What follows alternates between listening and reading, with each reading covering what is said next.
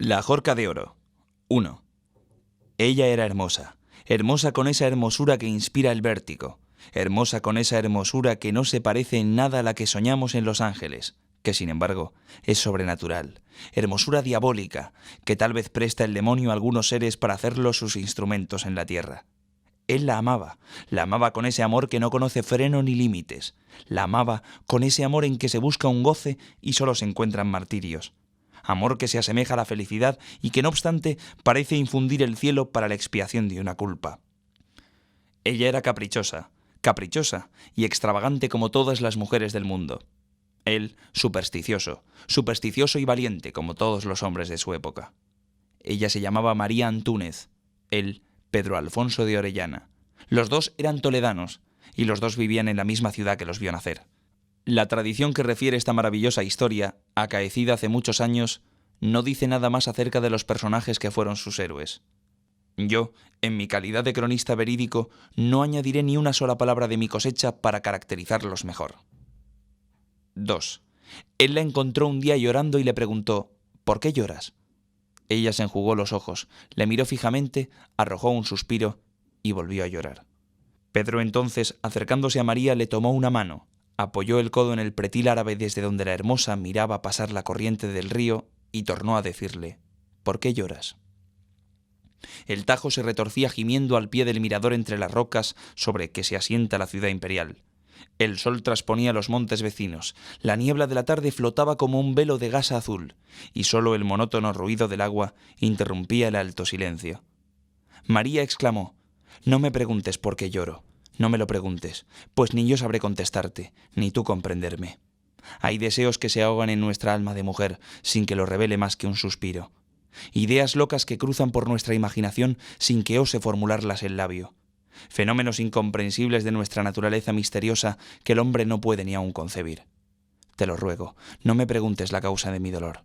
Si te la revelase, acaso te arrancaría una carcajada». Cuando estas palabras expiraron, ella tornó a inclinar la frente y él a reiterar sus preguntas.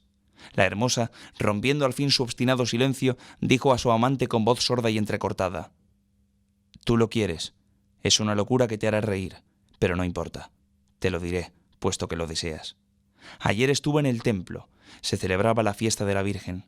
Su imagen, colocada en el altar mayor sobre un escabel de oro, resplandecía como una ascua de fuego. Las notas del órgano temblaban dilatándose de eco en eco por el ámbito de la iglesia. Y en el coro, los sacerdotes entonaban el Salve Regina. Yo rezaba absorta en mis pensamientos religiosos, cuando maquinalmente levanté la cabeza y mi vista se dirigió al altar. No sé por qué, mis ojos se fijaron desde luego en la imagen. Digo mal, en la imagen no.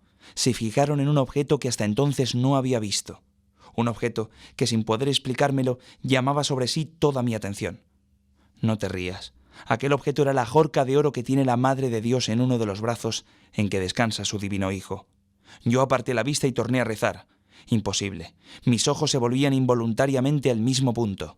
Las luces del altar, reflejándose en las 1000 facetas de sus diamantes, se reproducían de una manera prodigiosa. Millones de chispas de luz rojas y azules, verdes y amarillas, volteaban alrededor de las piedras como un torbellino de átomos de fuego, como una vertiginosa ronda de esos espíritus de llamas que fascinan con su brillo y su increíble inquietud. Salí del templo. Vine a casa, pero vine con aquella idea fija en la imaginación. Me acosté para dormir. No pude. Pasó la noche eterna con aquel pensamiento. Al amanecer se cerraron mis párpados. ¿Y lo creerás? Aún en el sueño veía cruzar, perderse y tornar de nuevo una mujer morena y hermosa, que llevaba la joya de oro y de pedrería. Una mujer, sí, porque ya no era la Virgen que yo adoro y ante quien me humillo. Era una mujer, otra mujer como yo, que me miraba y se reía mofándose de mí.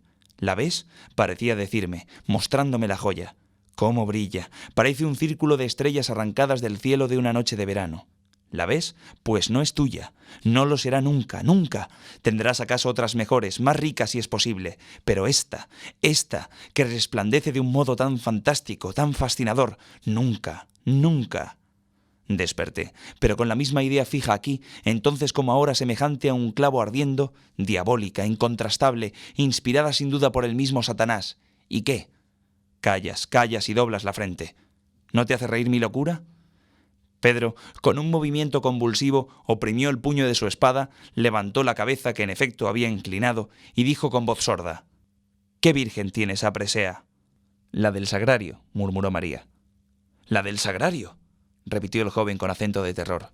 «La del sagrario de la catedral», y en sus facciones se retrató un instante el estado de su alma, espantada en una idea. «Ah, ¿por qué no la posee otra virgen?», prosiguió con acento enérgico y apasionado. «¿Por qué no la tiene el arzobispo en su mitra, el rey en su corona o el diablo entre sus garras? Yo se la arrancaría para ti, aunque me costase la vida o la condenación. Pero a la Virgen del Sagrario, a nuestra santa patrona, yo que he nacido en Toledo, imposible, imposible». «Nunca», murmuró María con voz casi imperceptible, «nunca». Y siguió llorando. Pedro fijó una mirada estúpida en la corriente del río, en la corriente, que pasaba y pasaba sin cesar ante sus extraviados ojos, quebrándose al pie del mirador, entre las rocas sobre que se asienta la ciudad imperial. 3.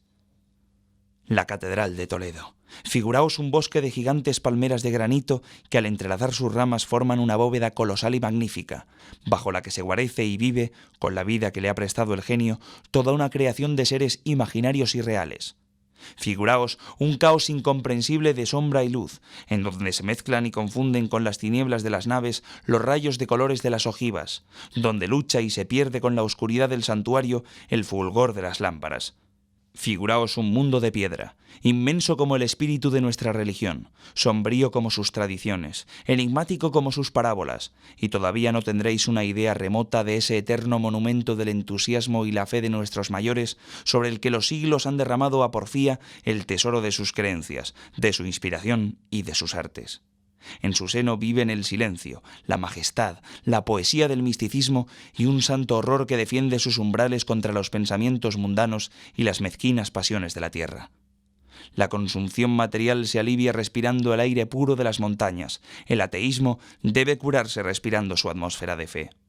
Pero si grande, si imponente se presenta la catedral a nuestros ojos, a cualquier hora que se penetra en su recinto misterioso y sagrado, nunca produce una impresión tan profunda como en los días en que despliega todas las galas de su pompa religiosa, en que sus tabernáculos se cubren de oro y pedrería, sus gradas de alfombra y sus pilares de tapices.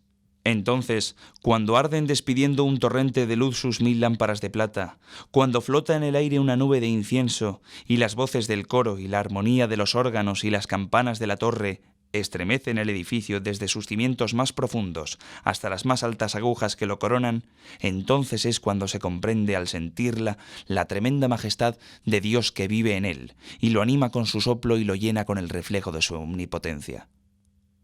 El mismo día en que tuvo lugar la escena que acabamos de referir, se celebraba en la Catedral de Toledo el último de la magnífica octava de la Virgen. La fiesta religiosa había traído a ella una multitud inmensa de fieles, pero ya ésta se había dispersado en todas direcciones.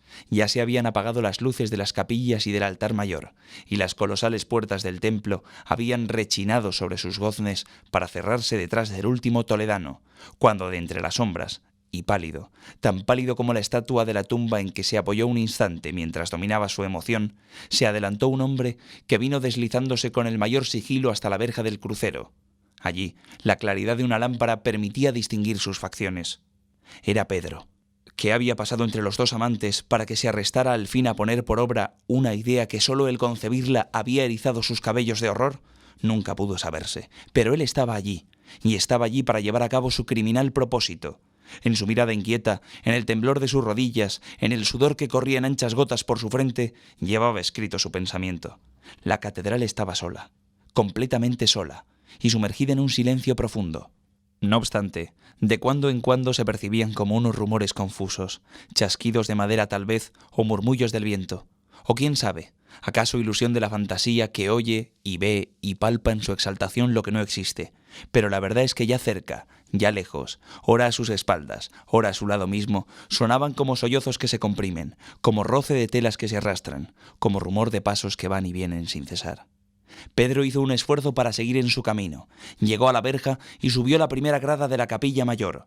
Alrededor de esta capilla están las tumbas de los reyes, cuyas imágenes de piedra, con la mano en la empuñadura de la espada, parecen velar noche y día por el santuario, a cuya sombra descansan todos por una eternidad.